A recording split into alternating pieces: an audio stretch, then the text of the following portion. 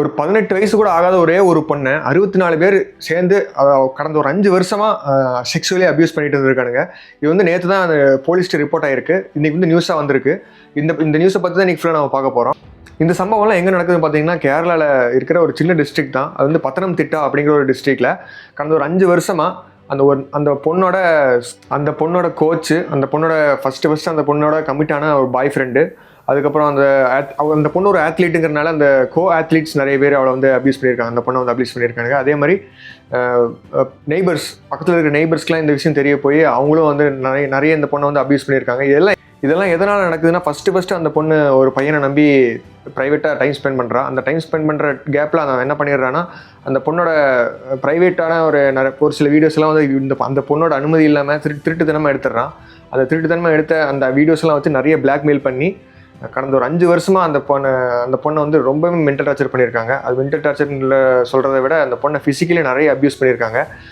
Boy friend அப்படிங்கிற அந்த ஒரு பேரில் வந்து அந்த மிருகம் என்ன பண்ணியிருக்காங்கன்னா இந்த பொண்ணோட ப்ரைவேட்டான வீடியோஸ், நியூடான பிக்சர்ஸ் இதெல்லாம் வந்து எடுத்து வச்சுருக்கான் திருட்டுத்தனமாக. அதெல்லாம் வந்து அவன் ஃப்ரெண்ட்ஸ்கிட்ட ஃபஸ்ட்டு ஷேர் பண்ணுறான்.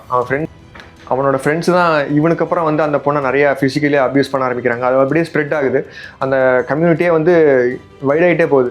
அந்த ஃப்ரெண்ட்ஸு இன்னும் 4 பேர்த்திட்ட சொல்ல போய் அந்த 4 பேர் இன்னும் பெரிய பெரிய அங்கிள்ஸ்லாம் சொல்ல போய் அது கோச்சுக்கிட்ட வரைக்கும் போய் அந்த கோச்சும் கடைசியில் ஃபிசிக்கலி அப்யூஸ் பண்ணியிருக்கான் இந்த பொண்ணு ஹெல்ப் பண்ணாமல்.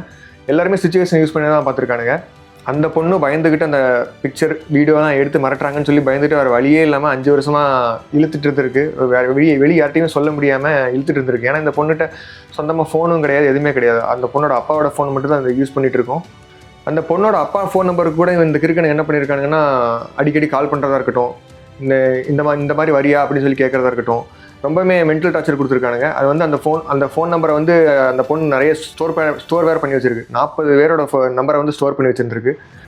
இது எல்லாமே வந்து எப்போ ஸ்டார்ட் ஆச்சுன்னா அந்த பொண்ணு ஜஸ்ட் 13 தான் ஏஜ். அந்த ஏஜில் இருக்கும் போதுலேருந்து ஸ்டார்ட் ஆயிடுச்சு. இப்போ வந்து அந்த பொண்ணு 18 வயசு ஆயிருக்கு. அது வரும் 2 மாதத்துக்கு முன்னாடி தான் 18 வயசு ஆயிருக்கு.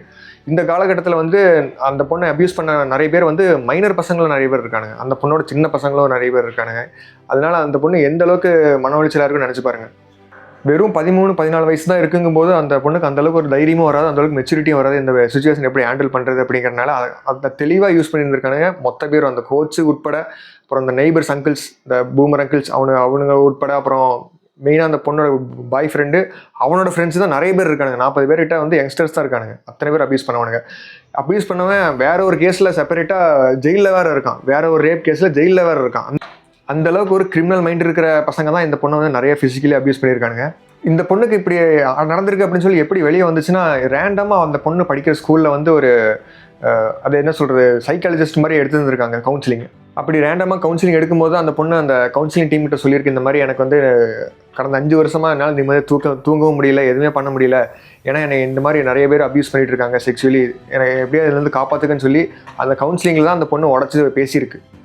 அப்படி அந்த கவுன்சிலிங் டீம் கிட்ட அந்த பொண்ணு சொல்லும்போது, என்னை வந்து இஷ்டத்துக்கு எந்தெந்த இடத்துலலாம் அவங்களுக்கு தோணுது அங்கெல்லாம் எனக்கு எப்படியோ பிளாக்மெயில் பண்ணி வர வச்சுட்டாங்க. என்னோட பழைய ஃபோட்டோஸ்லாம் வச்சு என்னை பிளாக்மெயில் பண்ணி எப்படியோ வர வச்சு இஷ்டத்துக்கு அவங்க பாட்டுக்கு அப்யூஸ் பண்ணிட்டு இருந்தாங்க. 1-2 பேர் இல்லை, 64 பேர் இதை வந்து கடந்த 4-5 வருஷமாக பண்ணிட்டு இருக்காங்க அப்படின்னு சொல்லி அந்த பொண்ணு ஸ்டேட்மெண்ட் கொடுத்துருக்கு. அப்போ தான் புரிய வருது ஸ்கூல் மேனேஜ்மெண்ட்டுக்கு, இது வந்து சாதாரண கேஸ் இல்லை, இது வந்து அன்யூஷுவல் கேஸே கிடையாது, இது கொஞ்சம் சிவியரான கேஸ். இதை வந்து எப்படியாவது நம்ம ப்ரொஃபஷனல் சைக்காலஜிஸ்ட்டை கூட்டிகிட்டு போய் இந்த பொண்ணை இன்னும் கவுன்சிலிங் பண்ண பார்க்கணும், ஏன்னா இது இன்னும் இதோட நிற்குதா, இன்னும் டீட்டெயில்ஸ் இன்னும் நிறைய வருது அப்படின்னு சொல்லி பார்க்கலாம்னு சொல்லி கூட்டிகிட்டு போகிறாங்க. அப்போது இந்த பொண்ணு ஸ்ட்ராங்காக என்ன சொல்லிச்சோ அதே சொல்லுது. அதுக்கப்புறம் சைக்காலஜிஸ்ட்டாக ஒரு முடிவு பண்ணுறாங்க.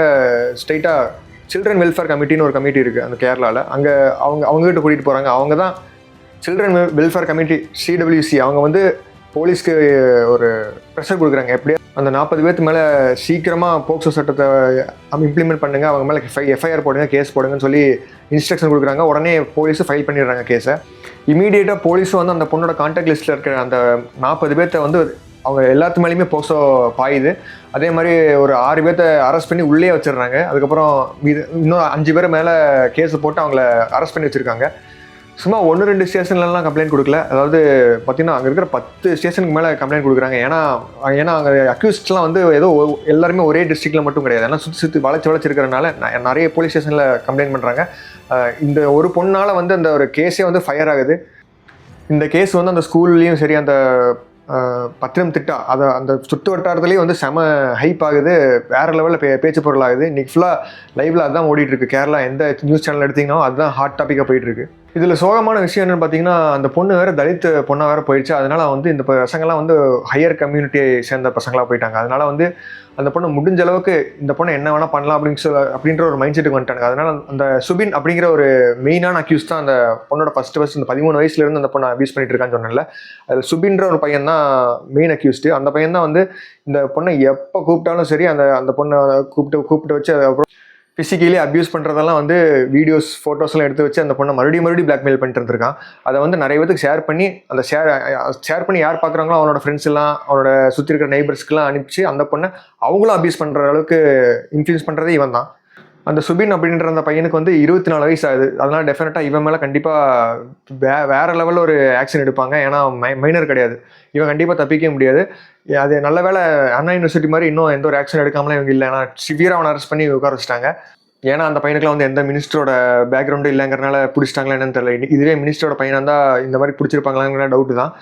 அதே மாதிரி பொண்ணுங்களும் வந்து ரொம்ப கேர்ஃபுல்லாக இருக்கணும். ஏன்னா இந்த மாதிரி ஆளுங்களோட கேரக்டர் வந்து ஃபஸ்ட்டு தெரியாது தான். ஆனால் இந்த மாதிரி ஆளுங்க கூப்பிடும்போது நீங்கள் யாராக இருந்தாலும் சரி, ஃபஸ்ட்டு கூப்பிடும்போது அவங்க ப்ரைவேட்டாக ஏதாவது ஃபோன் வச்சுருக்காங்களா, வீடியோ எடுக்கிறக்கு ஏதாவது வச்சுருக்காங்களான்னு சொல்லி பார்த்துட்டு அதுக்கப்புறம் ப்ரைவேட்டாக போங்க.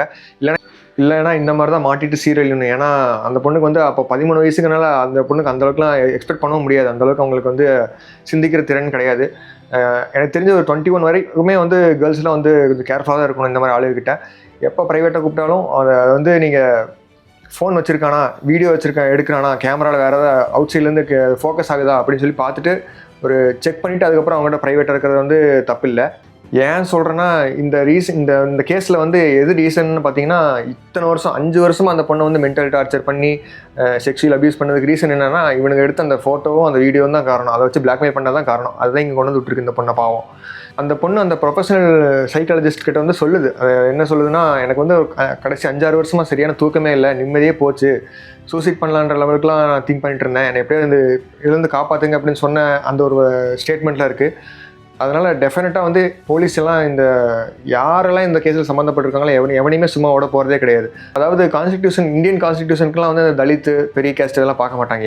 எவன் தப்பு பண்ணாலும் அவனுக்கு வந்து சிவியர் ஆக்ஷன் எடுத்து தான் ஆகணும்.